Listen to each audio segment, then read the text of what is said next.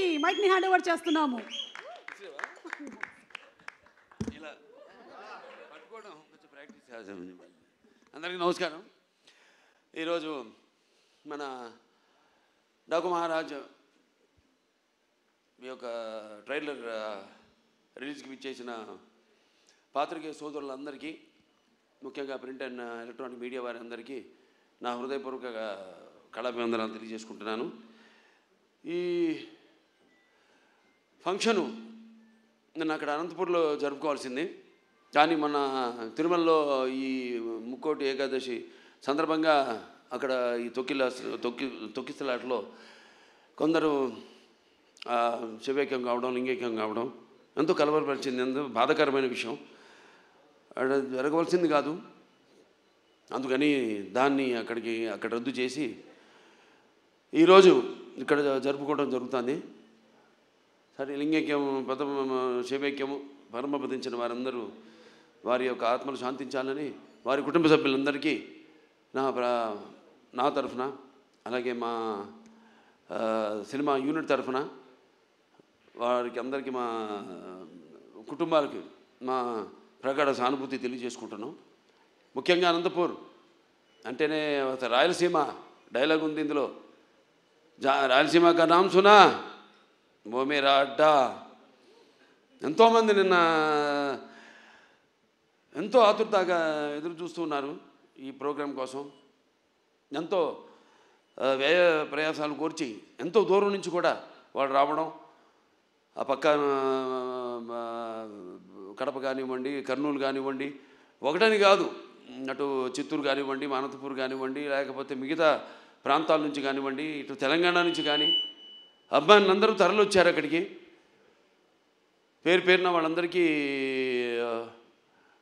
ముఖ్యంగా అక్కడ ఇంతవరకు మన రాష్ట్ర అధికారంలో ఉన్నప్పుడు తెలుగుదేశం మొదటిసారి రాష్ట్ర విభజన తర్వాత అక్కడ లైబ్రరీ చైర్మన్ సోదరుడు గౌస్ మొహిద్దీన్కి, అలాగే హెల్పింగ్ హ్యాండ్స్ అనంతపూర్ జగన్ గారికి, అలాగే శ్రీధర్ గారికి, అలాగే చిరంజీవి గారికి, మిగతా అందరూ నా కన్వీనర్స్ అంతా ఉన్నారు, సతీష్ తిలకు, శ్రీధర్ గారు, వాళ్ళందరూ కూడా అందరికీ వాళ్ళు నచ్చజెప్పి ఇలా ఎందుకు మనం చేయాల్సి వచ్చిందో వాళ్ళందరూ శాంతపరిచినందుకు, వాళ్ళ ఆవేశాన్ని చల్లబరిచినందుకు,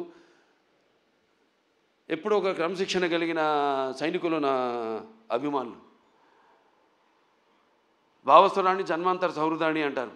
పోయిన జన్మలో ఎంతోమందితో పరిచయం ఉన్నా ఈ జన్మలో ఒకళ్ళని దాన్ని పొందగలుగుతాం. కానీ ఎన్ని లక్షల, వేల లక్షల కోట్ల మంది అభిమానులు పొందడం అంటే అది నా పూర్వజన్మ సుకృతంగా, అది ఏ జన్మజన్మ అనుబంధమో, ఏ రుణానుబంధమో, ఏ విడలేని అనుబంధమో కదా అని నాకు అనిపిస్తూ ఉంటుంది.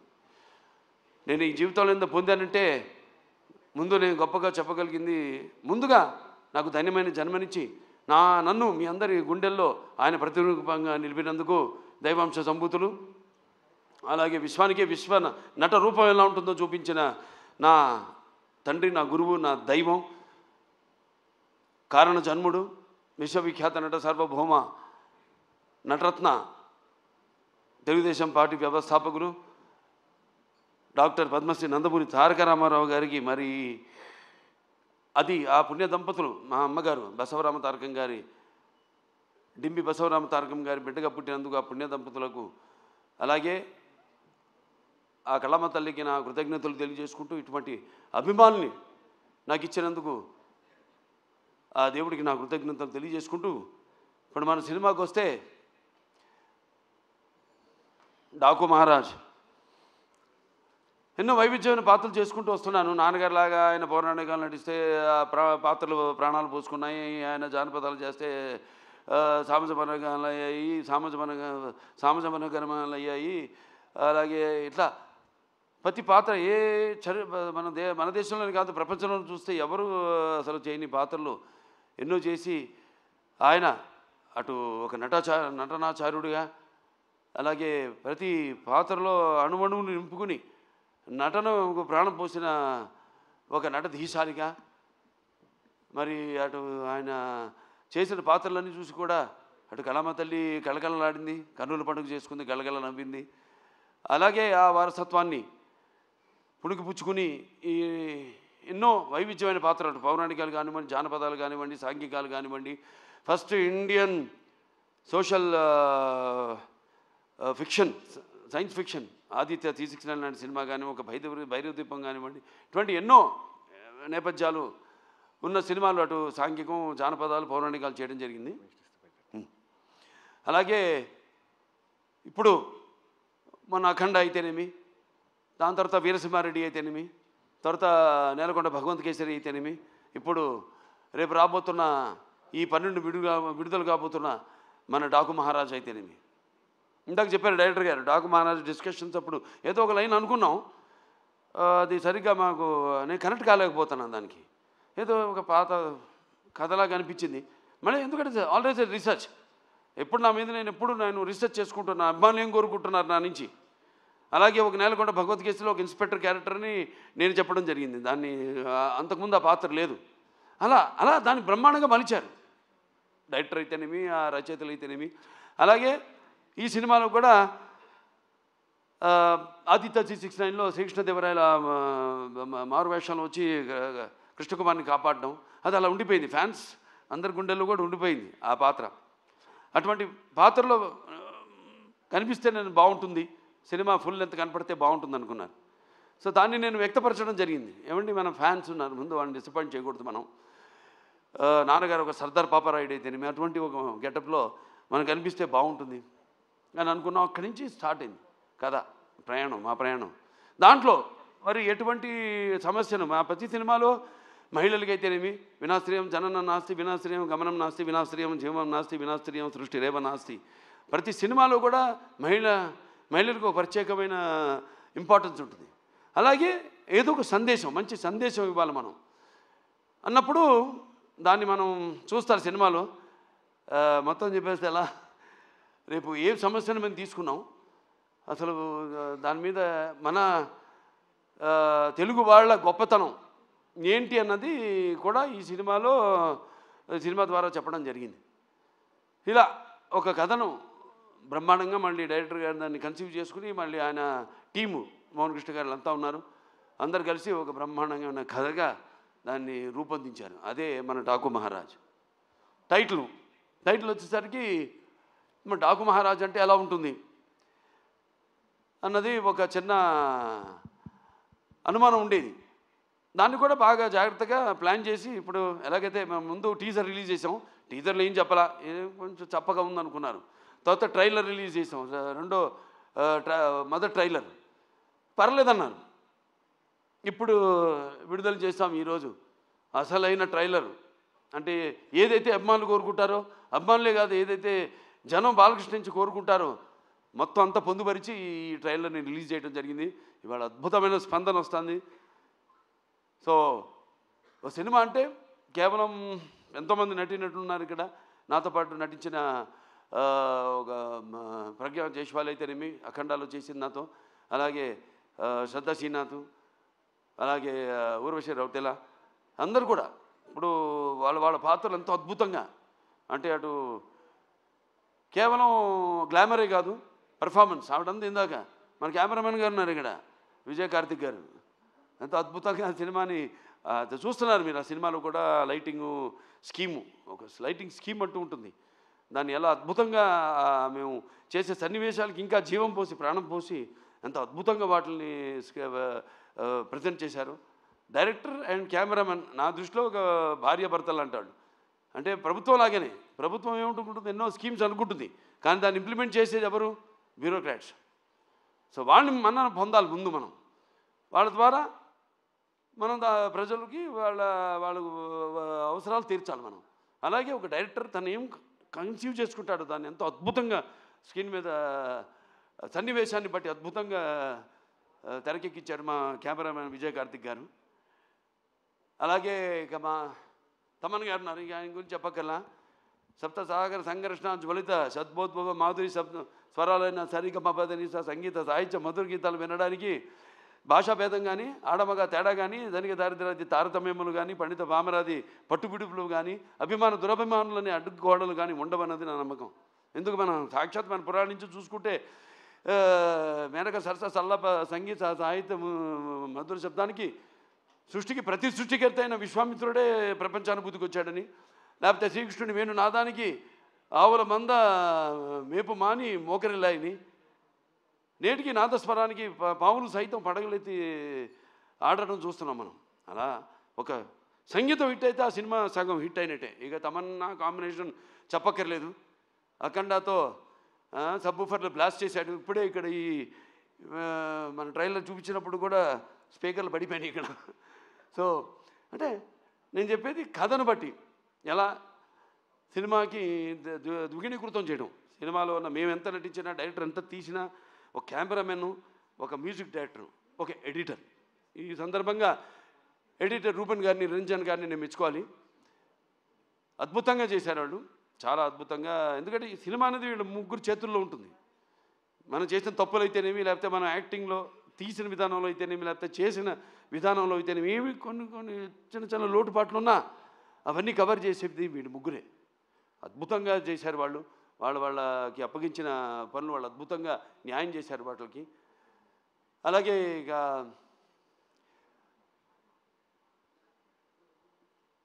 ప్రజ్ఞ జైస్వాల్ పాత్ర చాలా అద్భుతమైన పాత్ర.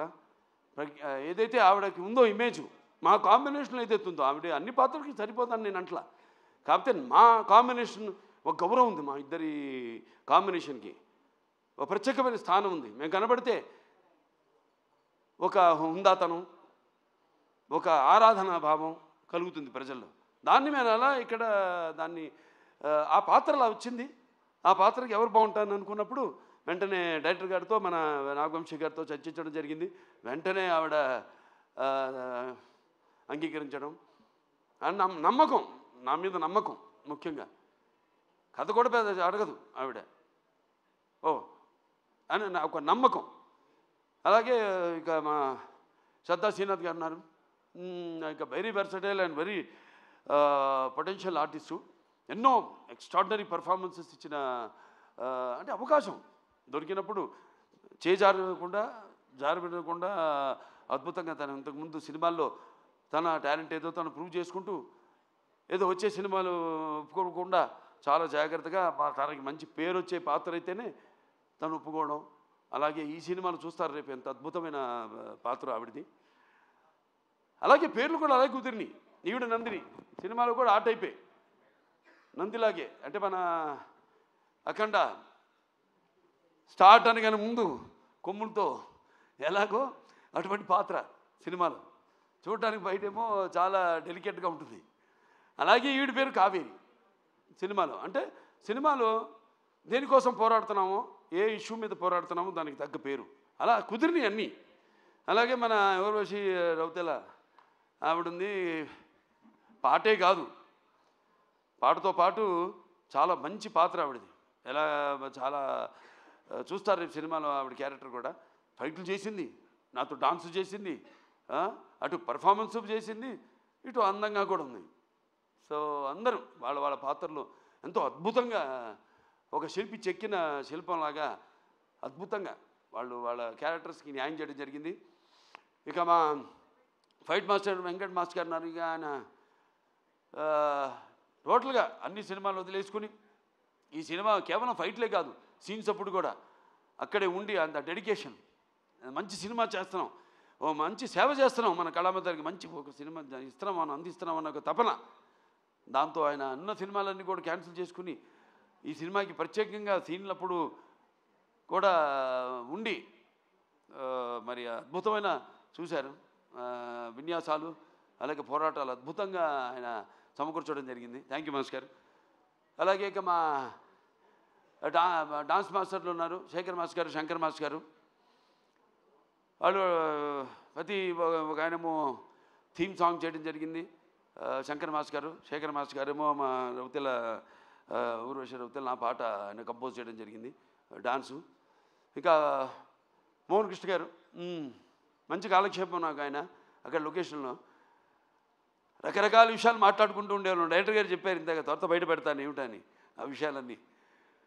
సో ఎంతో అద్భుతంగా అన్నీ మాట్లాడుకునేవాళ్ళం. ఏముంటే నాకు చిన్న చిన్న పాత్ర ఇంకా ఏదైనా చేయొచ్చు అన్నప్పుడల్లా ఈయన మీద పడేవాడిని. ఆయన ఎప్పుడు నాకు కోపం వస్తుందో తెలీదు. ఆయన ఏంటి అలా పాపం అలాగేనండి అంటూ తలూపుతుండేవాడు అన్నిటికైనా. కానీ మళ్ళీ ఆయన కాదన్నప్పుడు మళ్ళీ దాని గురించి మళ్ళీ ఆలోచించేవాడిని. అవును, నేను ఆవేశంలో అన్నాను, ఎందుకు ఏంటి ఆయన ఎందుకు అన్నారు, ఇవన్నీ కరెక్ట్గా సమపాళ్ళల్లో బ్యాలెన్స్ చేసుకుని సో సినిమా ఇంత అద్భుతంగా. అలాగే మా ఎడిటర్ అదే చెప్పాక రూబెను, నిరంజను, దాని తర్వాత ఆర్ట్ డైరెక్టర్ అవినాష్, అందరూ ఒక మంచి కలయిక. అలాగే బాబీ డియోల్ గురించి చెప్పాలి. అదే చెప్పే డైరెక్టర్ గారు ఎంతో అద్భుతంగా చేశాడు ఆయన పాత్రని. దానికి కూడా రకరకాలుగా అనుకున్నాం ఎలా చేద్దాం. ఆయనకేమో ఆ ఇమేజ్ ఉంది, ఏది యానిమల్ సినిమా ఇమేజ్. నన్ను డాకు అంటే ఒక దొంగ, లారెన్స్ ఆఫ్ అరేబియా, ఇవన్నీ మంచి ఒక నేపథ్యంలో కొత్త ఎవరు అందరూ ఎంతో కష్టపడి పనిచేశారు. ప్రతి ఒక్కరు కూడా అభిమానికి ఆత్మాభిమానితో కూడిన అభిమానులకి తేడా ఉంది. అది ఎట్లా అంటే సో వీళ్ళందరి యొక్క నేను ఏదైతే చేస్తానో ఒక సినిమాని నా నిర్మాత కావడం అనేది నాకు చాలా గర్వంగా ఉంది. సో అటువంటి మంచి నిర్మాత ఇండస్ట్రీకి, నాకే కాదు ఇండస్ట్రీకి అభిమానులందరూ, ప్రేక్షక దేవుళ్ళు కూడా అందరూ కూడా 3 సినిమాలు వరుసగా ఒకదానికొకటి సంబంధం లేకుండా సినిమాకి స్టార్టం తగ్గినప్పుడు మళ్ళీ ఒక 2వ ఇన్నింగ్స్ అంట. నాకు అది కాదు, చూపిస్తా ఇంకా ముందు అఖండ తర్వాత ఏంటో నా యొక్క ప్రస్థానం ఇంకా ఈ చలనచిత్ర పరిశ్రమలోని అదంతా. నేను ఇంతకుముందు ఏం చూసి ఇతనికి ఇంత అహంకారం అని అనుకుంటారని, నన్ను చూసి నాకే ఒక ఇదని ఒక పదులైన పొగరని. చాలా సంతోషం, ఎందుకంటే నాన్నగారే నాకు ఇన్స్పిరేషన్. అలాగే ప్రేక్షక దేవుళ్ళు వాళ్ళు ఇస్తున్న ప్రోత్సాహం. ఒక సినిమా పూర్తి చేసుకుని ఆ సినిమా ఎలా ఆడుతుందా అని నిద్రాహారాలు మానేసి దానికోసం ఎదురు చూస్తున్నప్పుడు ఆ సినిమా విజయవంతం చేసి మా వెన్ను తట్టి ఇలాంటి సినిమాలు ఇంకా ఇవ్వండి అని మనల్ని ప్రోత్సహిస్తున్న ఈ ప్రేక్షక దేవుళ్లకు నేను ఎంతో రుణపడి ఉన్నాను. నా అభిమానులకు, నేను చేస్తున్న ఏదో ఈ క్యాన్సర్ హాస్పిటల్ ద్వారానో లేకపోతే ఒక హిందూపూర్ ప్రజాప్రతినిధిగాను ఎమ్మెల్యేగాను నేను కాకుండా ఒక కళాకారుడిగా కూడా నేను చేస్తున్న దానికి ఇన్స్పైర్ అయ్యి ఆదర్శంగా తీసుకుని ఎంతోమంది అభిమానులు కూడా వాళ్ళు ఎన్నో సాంఘిక సంక్షేమ కార్యక్రమాలు చేపడుతున్నారు. నాకు గర్వంగా ఉంది మీరంతా నా అభిమానులు అయినందుకు. సో మరొకసారి ఈ సినిమా 12 విడుదల కాబోతుంది సంక్రాంతి సందర్భంగా. సంక్రాంతి అంటే ఇది ముఖ్యంగా మన అచ్చమైన తెలుగు పండగ. దాని తర్వాత మనకి ముందు ఉగాది, అది చూపించేశాను శాతకర్ణిలో ఏంటో ఉగాది అంటే ఏంటో మన కాలమాన పట్టిక ఇచ్చిన మహానుభావుడు శాతకర్ణి. అది చేయడం నా అదృష్టం. మళ్ళీ సంక్రాంతి నా పండగ కావడం అంటే నా ప్రతి సినిమా ఏదైతే సంక్రాంతికి విడుదలైందో అయినాయో అన్నీ కూడా ఘన విజయం సాధించిన సినిమాలే. మళ్ళీ వస్తున్నాడు ఈ సంక్రాంతికి డాకు మహారాజ్. సో మీ అందరూ కూడా ముఖ్యంగా ఇది రైతుల పండుగ. రైతులందరూ కూడా మరి వాళ్ళు కష్టపడిన సంవత్సరం అంతా కష్టపడి దుక్కు దున్ని నీరు పోసి నార పోసి నీరు విత్తనాలు నాటి అలాగే నీరు పోసి అలాగే పంటకు వచ్చాక వాటిను మళ్ళీ బస్తాలకి నింపి బండ్లకి ఎక్కించి వాళ్ళ జేబులు వాళ్ళ కష్టంకి ఫలితమే నిండి ఎంతో ఉత్సాహంగా జరుపుకునే పండుగ మన అచ్చమైన సంక్రాంతి పండుగ. అలాగే ఈ గొబ్బెమ్మలతో, ఈ భోగి మంటల వెచ్చతనంతో, అలాగే హరిదాసుల కీర్తనలతో, అలాగే పిండి వంటలతో, కొత్త బట్టలతో, అల్లుళ్ళు అత్తగారింటికి వచ్చే ఈ పండగ మన సంక్రాంతి పండగ. సో అందరూ కూడా మరొకసారి నా సంక్రాంతి శుభాకాంక్షలు తెలియజేసుకుంటూ, సో ఈ సినిమా తప్పకుండా ఇప్పుడు చూశారు టీజర్ అంచెలంచెలుగా ఎలా ఇచ్చాను మేము ప్లాన్ చేసాం. ఎందుకంటే సినిమా అనేది ఎప్పుడు ఒక గుప్పిడి మూసి ఉన్నంత వరకే, ఒకసారి తెరిస్తే సో దాన్ని అంచెలంచెలుగా ఇంకా 2 రోజులే విడుదల కావడానికి సినిమా. సో ఇవాళ అసలైన టీజర్ వదిలేము, ట్రైలర్ వదిలేము, అసలైన ట్రైలర్ వదిలేము. సో అందరూ కూడా తప్పకుండా మీరు ఏం ఊహించుకుంటారో అంతకంటే మించే ఉంటుంది ఈ సినిమాని మీ అందరికి తెలియజేసుకుంటూ, ఇలాగే నా చిన్నల్లుడు శ్రీభరత్, అలాగే చిన్నమ్మాయి, మా తుకుమల్లి తేజస్విని, వాళ్ళు కూడా ఈ సినిమాలో వాళ్ళ వంతు మన అన్స్టాపబుల్ కూడా తను తేజస్విని క్రియేటివ్ కన్సల్టెంట్గా చేసి ఎన్నో షోలు ఇవన్నీ చూసి వాటి మీద మేము చర్చించుకుని ఎలా ఉంటే బాగుంటుంది. అందుకే వాళ్ళ ఆ షో కూడా ఇవాళ ప్రపంచం మన దేశంలోనే నంబర్ 1 స్థానంలో నిలిచిందంటే, అన్ని షోలని అధిగమించి, అలాగే దేశంలోనే 18వ స్థానంలో ఉందంటే మనందరి కృషి ఫలితమే అన్స్టాపబుల్ కూడా. సో ఇక్కడి నుంచి నేను చెప్పినట్టు ముందు మాసెస్ బాలకృష్ణ గారు